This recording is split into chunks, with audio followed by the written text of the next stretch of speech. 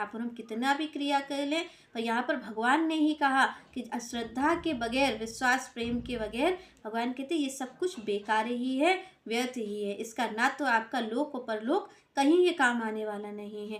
तो ये प्राप्त करने के लिए केवल और केवल जो है वो संतों का संग है, और सत्संग ही एक माध्यम है, भगवान की कथा ही एक माध्यम है जिससे हमें ये प्रेम भाव प्राप्त हो सकता है।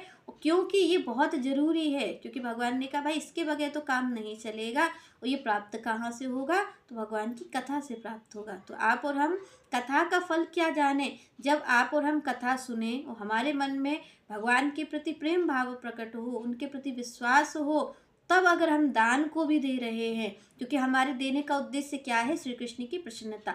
जब आपके मन में ये भाव प्रकट होगा, जब आप संतों का संग करोगे, तो आपका भगवान के प्रति प्रेम बढ़ेगा। जब प्रेम बढ़ेगा तो आप देखोगे कि आप कुछ भी क्रिया कर रहे हो, वो आपका मन क्रिया का उद्देश्य यही होगा, केवल केवल भगवान की प्रसन्नता। चाहे आप दान दे रहे हो, चाहे आप संतों की सेवा कर रहे हो, या किसी की भी आप सेवा कर रहे हो, आप देखोगे कि आपका मन क्या चाहता होगा फलस्वरूप। फिर वो धन नहीं चाहेगा, वो आपसे ये नहीं चाहेगा कि आपको मान प्रतिष्ठा मिले, वो केवल केवल क्या चाहेगा कि श्री कृष्ण की प्रसन्नता का ये कारण बने, और श्री कृष्ण की प्रसन्नता के ही लिए मैं ये कार्य कर रहा हूँ।